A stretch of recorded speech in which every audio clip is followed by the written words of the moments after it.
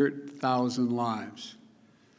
I know some in Congress think we've already done enough to deal with the crisis in the country. Others think that things are getting better and we can afford to sit back and either do little or do nothing at all. That's not what I see. I see enormous pain in this country. A lot of folks out of work, a lot of folks going hungry, staring at the ceiling tonight wondering, what am I going to do tomorrow? A lot of folks trying to figure out how to keep their jobs and take care of their children.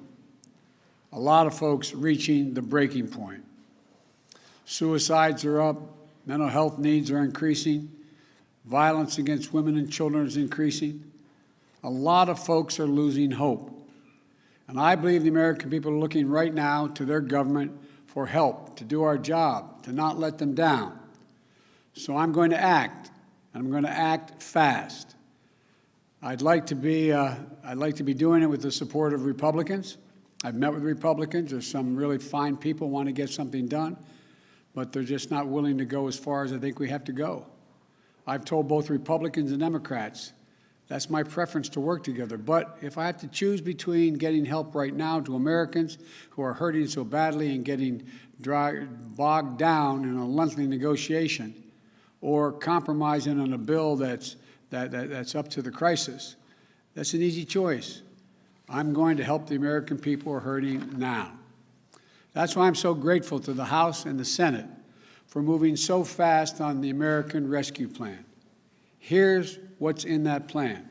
First, it puts $160 billion into our national COVID-19 strategy, which includes more money for manufacturing, distribution, and setting up of vaccine sites, everything that's needed to get the vaccines into people's arms.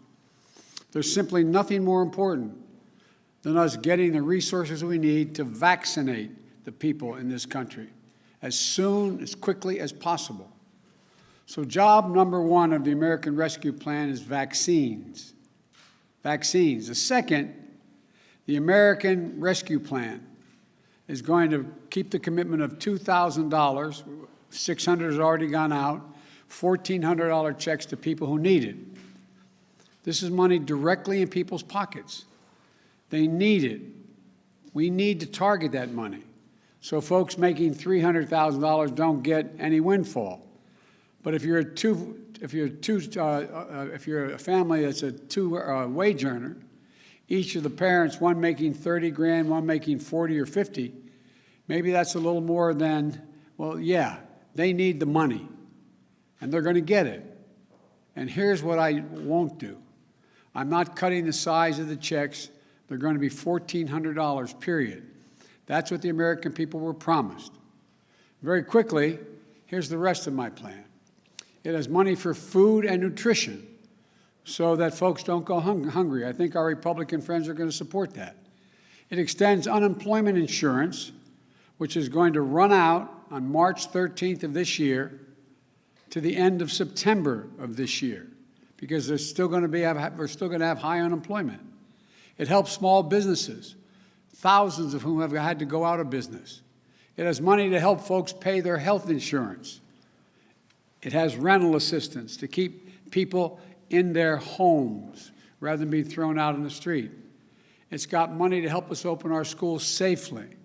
It has money for child care, for paid leave. It gets needed resources of state and local governments to prevent layoffs of essential personnel, firefighters, nurses, folks who are school teachers, sanitation workers. It raises the minimum wage. It's big and it's bold, and it's a real answer to the crisis we're in. That's one more thing, and I want to say it very clearly on this, be very clear on this point. It's better economics. It not only addresses the immediate crisis we're in, it's better for the long-term economic health of our nation and our competitiveness. My plan creates more jobs, creates more economic growth, and does more to make us competitive with the rest of the world than any other plan. Don't take my word for it. Just look at what leading economists across the nation have said, and in the world and across the ocean have said. Wall Street investment firm Moody's says If we pass the American Rescue Plan, it will lead to 4 million more jobs than otherwise would be created. The nonpartisan Brookings Institution has looked at the American Rescue Plan and said the GDP will reach pre-pandemic projections by 2021, meaning we'll have recovered by the end of 2021. Much sooner, by the way, than if we do nothing. Look, just this week, the Congressional Budget Office projected that if we don't take action, it would take until the year 2025 to return to full employment. There's also a growing chorus of top economists, right, center, left, that say we should be less focused on the deficit and more focused on the investments we make and can make now in jobs, keeping families out of poverty, and preventing long-term economic damage to our nation. The simple truth is, if we make these investments now, with interest rates at historic lows, we'll generate more growth, higher incomes, a stronger economy, and our nation's finances will be in a stronger position as well. And the payoff won't just be in jobs, but in our global competitiveness as well, because we'll be regaining our economic strength faster. So, the way I see it, the biggest risk is not going too big if we go too small. We've been here before. When this nation hit the Great Recession that Barack and I inherited in 2009, I was asked to lead the effort on the Economic Recovery Act to get it passed. It was a big recovery package, roughly $800 billion. I did everything I could to get it passed, including getting 3 Republicans to change their votes and vote for it. But it wasn't enough. It wasn't quite big enough. It stemmed the crisis, but the recovery could have been faster and even bigger. Today, we need an answer that meets the challenge of this crisis, not one that falls short. And that's the issue facing the country right now. What Republicans have proposed is either to do nothing or not enough. All of a sudden, many of them have rediscovered fiscal restraint and the concern for the deficits. But don't kid yourself. This approach will come with a cost. More pain for more people for longer than it has to be. Secretary Yellen talks about the scarring effect that comes with prolonged economic pain.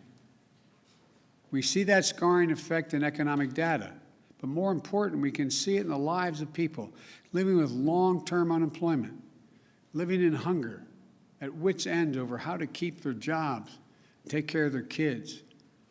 And then she talks about the need to alleviate long-term suffering in the economy. We can do that. We don't have to wait until 2025 to get back to full employment, which will be the case if we don't do this. Again, independent analysis from places like Moody's on Wall Street, Brookings Institution, the American Rescue Plan could achieve that by the beginning, full employment, by the beginning of next year.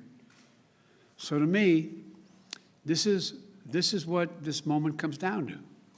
Are we going to pass a big enough package to vaccinate people, to get people back to work, to alleviate the suffering in this country this year?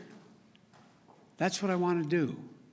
Or are we going to say to millions of Americans who are out of work, many of whom have been out of work for 6 months or longer, who've been scarred by this economic and public health crisis, don't worry, hang on, things are going to get better.